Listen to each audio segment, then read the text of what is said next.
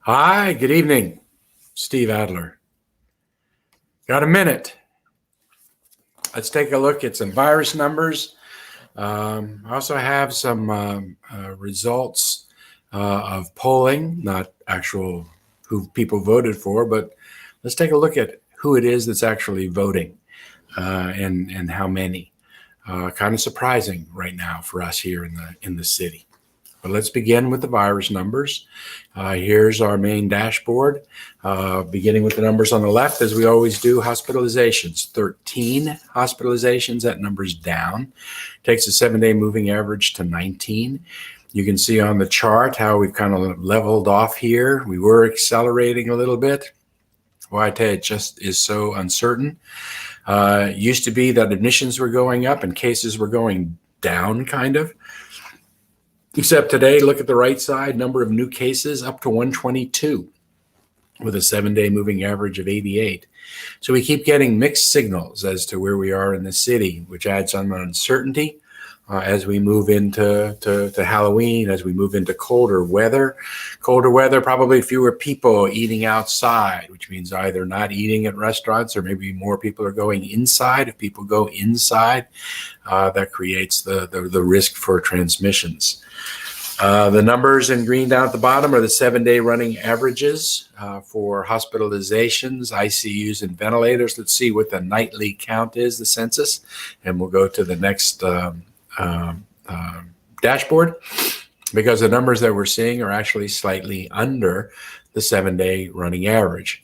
It used to be that every day we were doing this, these numbers were higher than the 7-day average, not now. 112 in our hospitals, the 7-day moving average is 120. So below the 7-day moving average. ICUs, 40 on ICUs, intensive care units tonight, 42 is the 7-day moving average. Ventilators, 18 on ventilators tonight, 19 is the 7-day moving average. So those numbers would seem to indicate that we were heading down.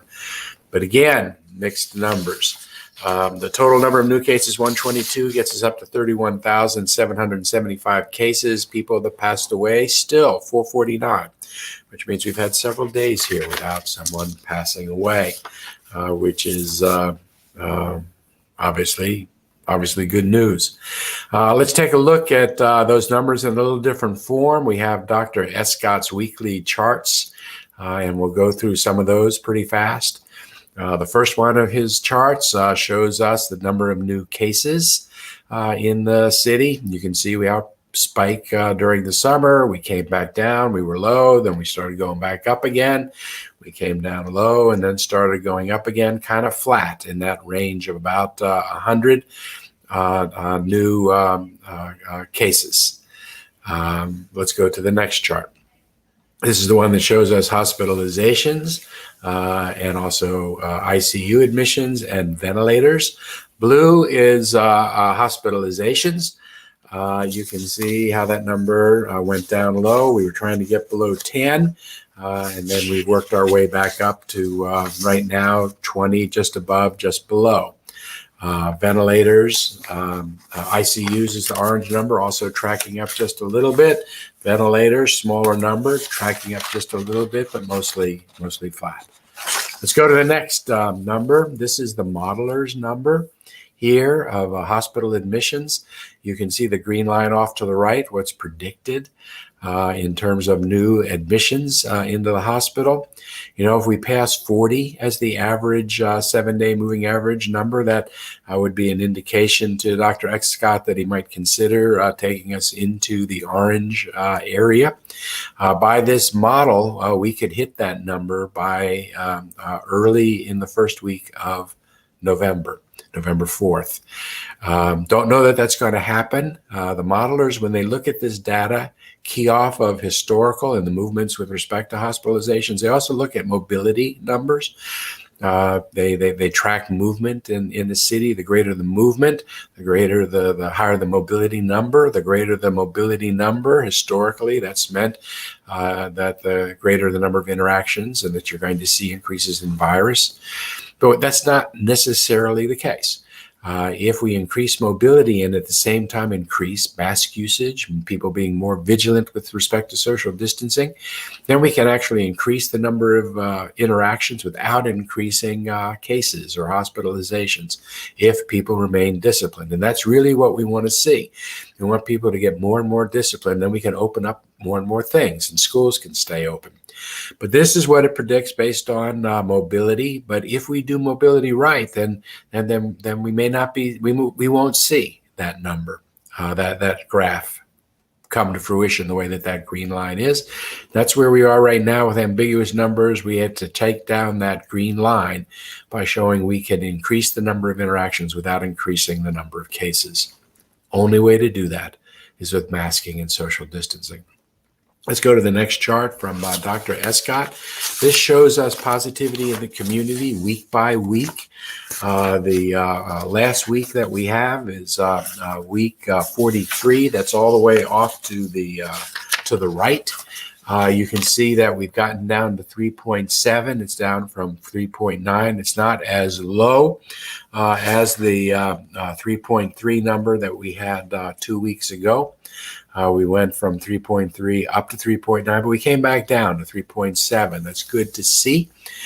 And actually staying kind of flat, for the last 6 weeks or so. Let's take a look and break down that number. Next chart shows us the same thing, hospitalizations by week, but this time broken down by race. And you can see we have weeks 40 through 43, so we have one additional week than the one that we had on that last chart, because the data is still coming in on 43. But an early peek at those numbers, they could change. But taking an early peek at those numbers, you can see that it's the gray line in the middle. That is the far, that's still the highest. That is for the Hispanic community. That number is in the 7.3, 7.4 range right now. You can see that last week it was a little bit lower, maybe just under 7. And then the week before that, just over 6. So we were headed down with Hispanic Latino positivity is ticking back up. We're trying to still drive that number below the 5%, which is the red line. And really, we want to get below the green line, which is 3%. The other numbers that are going up is the African American community. You can see that it was below 5. Now it's just over 5. That's the kind of orange number in the middle. The American Indian or Alaskan Native number in green has gone up, but that's a really, really small number. But that's the breakout for the number we saw just a moment ago. Let's take a look at the breakout and positivity by age, which is the next chart. You can see that we have 5 weeks. Week 43 is the one that's all the way to the right. And what number do you see going up? It's the one all the way to the right. It's people over 80. So positivity going above 6% for the oldest folks in our community. Dangerous, because those are also the folks that most susceptible to hospitalizations, ICUs, ventilators, and passing away. So that's a concern. Another number to go up is the green right next to that, the kind of the blue number. That's 70 to 79, and you can see how that number has continued to rise each of the last 3 weeks.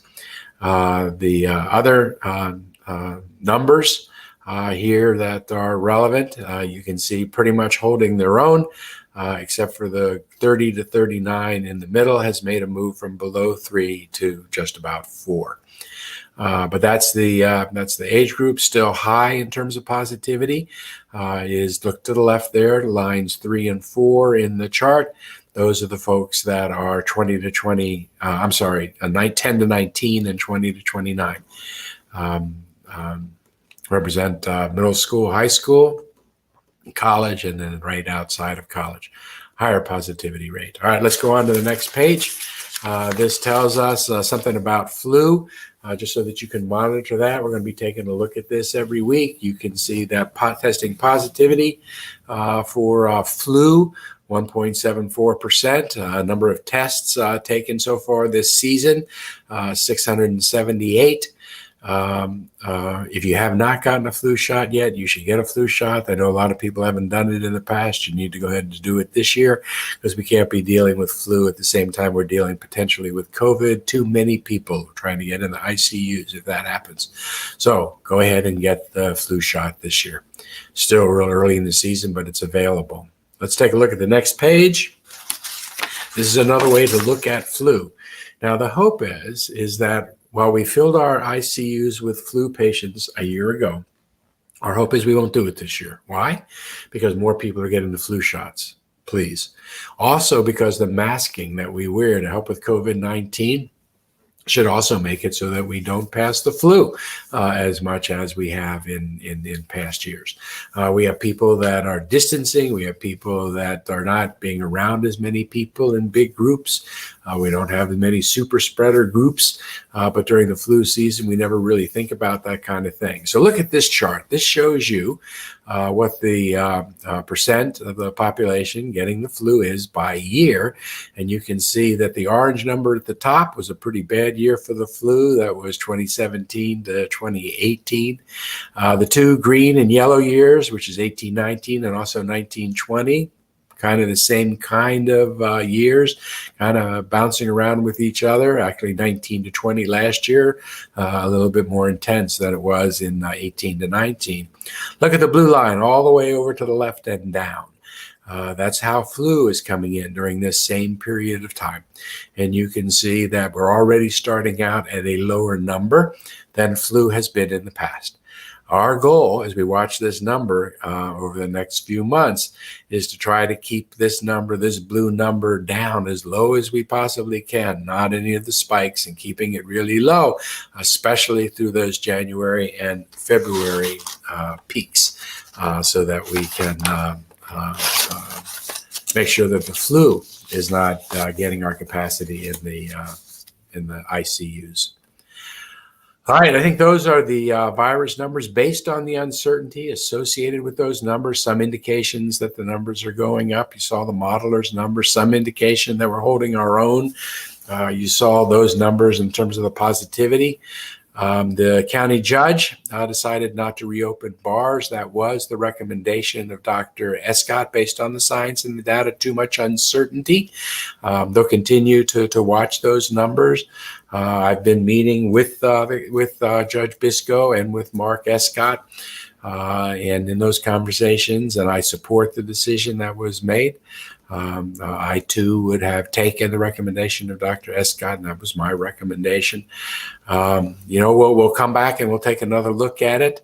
But thus far, we've seen insufficient improvement to hospital beds and ICUs. Schools are planning to allow for more in-person learning, and that's a risk, but it's the risk that we want to be able to support. We're a little concerned about the upcoming weekend celebrations here with Halloween and Dia de los Muertos. We'll talk about that a little tomorrow, but we really do need to change behaviors that we have in the past, at least for this year. I really do appreciate Judge Biscoe's focus on the data and the science. We do have to keep doing everything we can to maintain the opening of schools. And then we also have to be cognizant of what's happening in other Texas cities. El Paso had, I think, like 1,400 new cases yesterday. Their numbers on their charts, actual numbers, are looking like a vertical line right now. Dallas's numbers are going up faster than ours, San Antonio's. The state sent 900 medical personnel to El Paso yesterday. And they're doing that because of the real concern in El Paso. They're thinking about taking patients in El Paso and putting them on planes and sending them to hospitals in other parts of the state. If the numbers go up in Houston and Dallas and San Antonio and Austin all at the same time, I do not believe that the state has the capacity to send all of us the same equivalent number of additional medical help. And remember, it's the medical support staff that ultimately becomes our limitation. I support the decision that was made, all those things taken into account. And I will say that Congress really needs to step forward and deliver relief for those people like bars that are taking a real hit here for the common good. We're going to continue to do everything we can, but we really need the federal government to act. All right, 1 week from today is the very last day to vote. It's election day, November 3rd. 1 week from today, you can continue to early vote. Today's Tuesday. You can vote Wednesday, Thursday, Friday. Urge everybody to vote. Wednesday, Thursday, Friday, open most polling places 7 to 7 p.m. There's going to be some mega centers that stay open to 9 p.m. Don't wait until Tuesday to vote. Let's go ahead and vote now. As of last night, we had, as you know, a record number of registered voters, 97%. Well, as of last night, over 52% of the registered voters had actually voted. Which was an incredible number. And in fact, if you assume that not every registered voter is going to vote, which is true, what percentage might? Well, in presidential years, we see that number in the 60s, maybe trickling into the low 70s. Some people are predicting we may have as many as 80% of registered voters vote this year. If that's true, then we've had 65% of all the people that are going to vote already having voted. And it's important that people go out. We really need to keep up this momentum. I think it's pretty interesting to note that this surge in voters is being led by young folks.